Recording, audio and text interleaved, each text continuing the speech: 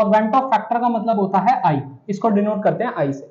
बच्चों आई की ना जो फॉर्मूला डेरिवेशन है आज मैं वो करा देता हूं ताकि आपको थोड़ा सा केस इजी हो जाए किसी भी क्वेश्चन का। तो सबसे पहले आई के लिए ना दो केस होते हैं। सबसे पहले मैं डिसोसिएशन का केस लेता हूं। डिसोसिएशन में बच्चों क्या होता है, कोई भी कंपाउंड था, वो कंपाउंड डिसोसिएट हो गया एन मॉलिक्यूल्स ऑफ ए में। फॉर एग्जांपल मैंने यहां पर 1 मोल लिया और 1 मोल से क्या बना बच्चों, एन मोल्स बन गए। अगर इसमें से बच्चों 1 मोल से एन मोल बना तो अल्फा से कितना बनेगा, एन अल्फा। क्लियर है। तो इसी तरीके से अगर मैं बच्चों चलता हूं और मैं मान लो यहां से ए एन लेता हूं और एन मोल्स ऑफ ए लेता हूं। इनिशियली मैंने लिया बच्चों 1 मोल और यहां पर था 0 मोल। यहां से मैंने अल्फा तोड़ा तो कितना बना बच्चों, एन अल्फा बन गया। ठीक है। अगर मैं आई की वैल्यू निकालना चाहूं तो वो होती है total number of ions moles में आफ्टर डिसोसिएशन अपॉन में total number of ions in moles before dissociation. Before dissociation देखो बच्चों, बिफोर डिसोसिएशन तो 1 है, आफ्टर डिसोसिएशन ये है 1 minus alpha plus n alpha upon में 1 इक्वल टू आई। अब यहां से आई ड्राइव करोगे तो आ जाएगा 1 प्लस, अगर मैं अल्फा कॉमन ले लूं तो n माइनस 1। ये हमारे पास वैल्यू हो जाती है आई की डिसोसिएशन के लिए।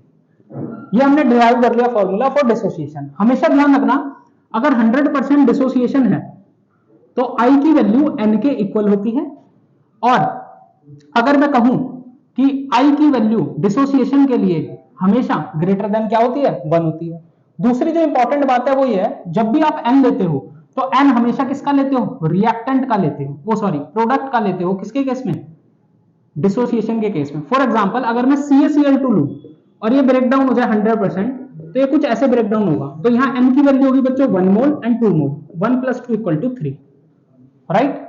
अगर मैं Na2SO4 ले लूं, इसका ब्रेक डाउन करोगे Na प्लस 2 मोल्स और सल्फेट 2 माइनस, तो 2 plus 1 n equal to 2 plus 1 equal to 3। तो 100% अगर डिसोसिएट होता है तो n और i इक्वल है, तो i और n इक्वल टू क्या हो जाएगा 3, i और n इक्वल टू क्या हो जाएगा 3। डन। तो डिसोसिएशन का केस हो गया डन। तो बच्चों अब हम करने वाले हैं एसोसिएशन का केस। एसोसिएशन में बच्चों क्या होता है, एसोसिएशन में कोई n मॉलिक्यूल्स ऑफ A मिलकर क्या बना देते हैं, AN, यानी क्या हुआ, एसोसिएशन हो गया। फॉर एग्जांपल अगर मैं ऐसे ले लूं बच्चों CH3COOH है, अगर मैं इसे बेंजीन में डालता हूं एक पर्टिकुलर सॉल्वेंट में, तो होता क्या है, इसके 2 मोल आपस में क्या बन जाते हैं बच्चों, डाइमर बना देते हैं। क्या बना लेते हैं, डाइमर। इसे हम बोलते हैं डाइमर, यानी 2 मॉलिक्यूल्स आपस में जुड़ गए। तो होगा क्या, मोलर मास चेंज हो जाएगा, एबनॉर्मल मोलर मास क्रिएट हो जाएगा।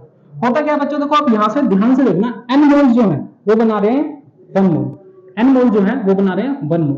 तो 1 मोल कितना बनाएगा, 1 बटे n, और अल्फा कितना बनाएगा, अल्फा बटे n। बिल्कुल सिंपल है।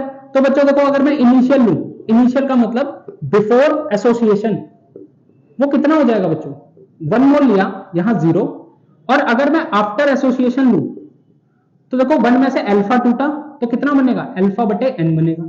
अब यहां पर i की वैल्यू क्या, total number of moles, total number of moles before after association upon में total number of moles before association.